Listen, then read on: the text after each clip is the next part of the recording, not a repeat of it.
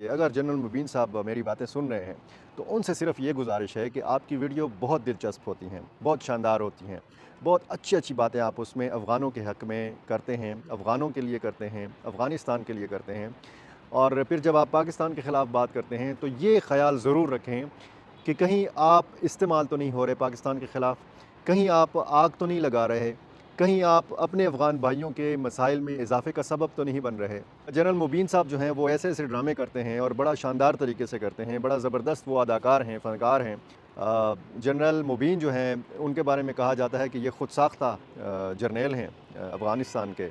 اور وہاں پر ان کے دائیں بائیں گارڈز بھی نظر آتے ہیں، اور بظاہر یہ لگتا ہے کہ وہ طالبان کے کوئی اہم عہدیدار ہیں، لیکن وہ طالبان کے اہم عہدیدار نہیں ہیں، وہ ان کو محض ایک ٹک ٹاک سٹار یا ایک یوٹیوبر کہا جا سکتا ہے۔ بسم اللہ الرحمن الرحیم، السلام علیکم ناظرین۔ آج بات ہوگی پاک افغان تعلقات کے حوالے سے، افغان مہاجرین کو جو غیر ملکی جتنے بھی ہیں پاکستان میں، اس حوالے سے حکومت پاکستان نے ایک فیصلہ کیا ہے کہ تمام ان غیر ملکیوں کو باہر نکالا جائے ملک سے جو غیر قانونی طور پر پاکستان میں مقیم ہیں، اور زیادہ فوکس جو ہے وہ افغان مہاجرین کے حوالے سے ہے۔ افغان عہدیداروں نے، یعنی طالبان حکومت کے اہم عہدیداروں نے جو بیانات دیے ہیں پاکستان کے اس فیصلے کے حوالے سے، اس پر آج کے اس ولاگ میں بات ہوگی۔ افغانستان کے وزیر اعظم ملا محمد حسن اخند نے بڑا سخت بیان دیا ہے۔ وزیر دفاع ملا یعقوب مجاہد نے بڑا سخت بیان دیا ہے۔ جو وزیر داخلہ ہیں سراج الدین حقانی، ان کا بیان بھی آپ کے سامنے ہے، اور افغان طالبان کے ترجمان ذبیح اللہ مجاہد کا بیان بھی۔ ذبیح اللہ مجاہد نے سب سے پہلے رد عمل دیا تھا، اور انہوں نے کہا تھا کہ افغان مہاجرین کا اس طریقے سے انخلاء جو ہے پاکستان سے وہ ناقابل قبول ہے۔ اسی طرح ملا یعقوب مجاہد نے کہا ہے کہ پاکستان جو فصل بو رہا ہے اس کو کاٹنا پڑے گا۔ سراج الدین حقانی نے کہا ہے کہ ایک نامناسب وقت پر نامناسب فیصلہ کیا ہے حکومت پاکستان نے، اور ان سب عہدیداروں نے جتنے بھی بیانات دیے ہیں بشمول وزیر اعظم ملا حسن اخوند کے، کہ یہ سب کہہ رہے ہیں اور سب مان رہے ہیں کہ پاکستان نے 40 سال مہمان نوازی کی ہے افغانوں کی، لیکن پچھلے ایک مہینے میں جو کچھ ہوا اس حوالے سے ان کا بڑا شدید رد عمل سامنے آ رہا ہے، اور یہ تمام عہدیدار کہہ رہے ہیں کہ پاکستان اور افغانستان کے تعلقات جو ہیں وہ خاصے متاثر ہو سکتے ہیں۔ اب حکومت کی طرف سے یہ سننے میں آ رہا ہے کہ 1 جنوری سے جو پی او آر کارڈ رکھنے والے افغان مہاجرین ہیں، یعنی جو قانونی حیثیت رکھنے والے افغان مہاجرین ہیں، ان کو بھی پاکستان سے نکالا جائے گا۔ پاکستان اور افغانستان کے تعلقات کی نوعیت کے حوالے سے طرح طرح کی باتیں، طرح طرح کے تبصرے ہو رہے ہیں، اور اسلام آباد اور کابل کے تعلقات کی نوعیت بھی اتار چڑھاؤ کا شکار رہی ہے۔ یہ تعلقات نشیب و فراز کا شکار رہے ہیں۔ کسی بھی دور حکومت میں ہم نے یہ نہیں دیکھا کہ دونوں ملکوں کے مابین مثالی تعلقات ہوں۔ جب افغان طالبان 2 سال پہلے برسر اقتدار آئے، ابھی ان کا تیسرا سال چل رہا ہے، تو پاکستان کو بہت امید تھی کہ افغانستان کی سائڈ سے بہت سارے مسائل اس کے حل ہو جائیں گے، لیکن شاید پاکستان کے وہ مسائل حل نہیں ہوئے، خصوصاً کالعدم ٹی ٹی پی کے حوالے سے ایک معاملہ چل رہا تھا۔ بیچ میں ہم نے دیکھا کہ مذاکرات بھی ہوئے، لیکن وہ مذاکرات جو ہے وہ ناکام ہو گئے، سیز فائر جو تھا وہ پھر ختم ہو گیا، اور ایک بار پھر پاکستان میں حملے شروع ہو گئے۔ اور یہ جو افغان مہاجرین کے انخلاء کا ایک معاملہ ہے، اس کو بھی کالعدم ٹی ٹی پی کے معاملے کے ساتھ جوڑا جا رہا ہے۔ کہا تو یہ جا رہا ہے کہ جی پاکستانی معیشت کے اوپر یہ افغان مہاجرین جو ہیں یہ بوجھ ہیں، اور جب یہ واپس چلے جائیں گے تو پاکستان کو بہت سارے معاملات میں سنبھلنے کا موقع مل جائے گا، اور یہاں پر کہا جا رہا ہے کہ امن و امان کی جو صورتحال ہے وہ بھی کنٹرول ہو جائے گی۔ یہ پاکستانی حکومت کا موقف ہے، اور جو انخلاء اور جس طریقے سے ایک کہا گیا کہ جی انتہائی کم مدت ملی افغان مہاجرین کو، اس حوالے سے افغان حکومت کا شدید رد عمل، اور ظاہر ہے کہ اس کے نتائج بھی آنے والے دنوں میں ظاہر ہونا شروع ہو جائیں گے۔ اب اگر سنگین نتائج کے حوالے سے بات کی جا رہی ہے تو وہ سنگین نتائج کیا ہو سکتے ہیں؟ اگر افغان حکومت بار بار یہ کہہ رہی ہے کہ افغانستان کی سرزمین کسی بھی دوسرے ملک کے خلاف استعمال نہیں ہونے دی جائے گی، خصوصاً جب یہ بات کی جاتی ہے تو زیادہ نظریں جو ہیں وہ پاکستان کے اوپر ہوتی ہیں، زیادہ بات جو ہوتی ہے وہ پاکستان کے حوالے سے ہوتی ہے، اور یہ ڈیمانڈ بھی بہت زیادہ پاکستان کی ہے کہ افغان سرزمین کو پاکستان کے خلاف استعمال نہیں ہونا چاہیے، اور مختلف ایسے واقعات ہوئے ہیں کہ جس کی بنا پر پھر یہ جو دہشت گردی کے واقعات ہیں اس کے تانے بانے بھی افغانستان کے ساتھ جوڑے جاتے ہیں۔ اب یہ جو سلسلہ چل رہا ہے اس میں مثبت کردار کون ادا کر سکتا ہے، کہاں سے ادا ہو سکتا ہے؟ اگر پاکستان کی طرف سے یہ فیصلہ کیا گیا اور افغان حکومت کو پہلے سے اعتماد میں لیا جاتا، آن بورڈ لیا جاتا، تو ہو سکتا ہے کہ یہ جو افغان عہدیداروں کا رد عمل آیا ہے، یہ اس قسم کا شدید رد عمل نہ آتا۔ ایک مہلت اگر دی ہے، 1 مہینے کی دی گئی تھی جو گزر چکی ہے، اس حوالے سے پاکستان کے اندر جو سیاسی جماعتیں ہیں وہ بھی منقسم ہیں، ان کی بھی ایک رائے نہیں ہے۔ قوم پرست جماعتیں اور جماعت اسلامی، جمعیت علماء اسلام، اس قسم کی جو مذہبی جماعتیں ہیں، ان کا شدید رد عمل آیا ہے۔ اور قوم پرست جماعتوں میں قومی وطن پارٹی ہے، عوامی نیشنل پارٹی ہے، پختونخوا ملی عوامی پارٹی ہے۔ عوامی نیشنل پارٹی نے بڑا سخت رد عمل دیا ہے اور کہا ہے کہ جی یہ کوئی طریقہ نہیں ہے کہ جس طریقے سے افغان مہاجرین کو بے دخل کیا جا رہا ہے۔ بہرحال ہم نے مسلسل اس کی رپورٹنگ بھی کی، ہم نے تورخم بارڈر تک جا کر ان افغان مہاجرین کی حالت زار بھی دیکھی، ان افغان مہاجرین سے ہم نے بات بھی کی۔ ان سب کا یہ کہنا ہے کہ 40-45 سال کی جو مہمان نوازی ہے پاکستان کی، وہ اس کے معترف ہیں، اس کے شکر گزار ہیں۔ پاکستانیوں نے بڑا اچھا سلوک کیا افغان مہاجرین کے ساتھ۔ اب اگر ایک سلسلہ چل نکلا ہے اور یہ بھی کہا جا رہا ہے کہ جی افغان مہاجرین کو اپنے وطن واپس لوٹ جانا چاہیے، ان کو اپنے وطن میں جا کر اپنے ملک کی تعمیر نو میں حصہ لینا چاہیے اور افغان حکومت کا ہاتھ بٹانا چاہیے،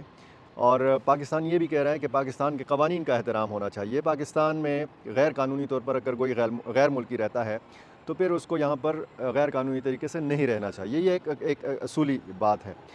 اب سوال یہ ہے کہ دونوں ملکوں کے تعلقات مزید کون خراب کر رہا ہے؟ سوشل میڈیا پر میں دیکھ رہا ہوں گزشتہ کئی دنوں سے، خصوصاً افغان سائٹ سے، کہ کچھ کردار ایسے ہیں کہ وہ آگ لگانے کی کوشش کر رہے ہیں، بلکہ لگی ہوئی آگ پر پیٹرول چھڑکنے کی کوشش کر رہے ہیں۔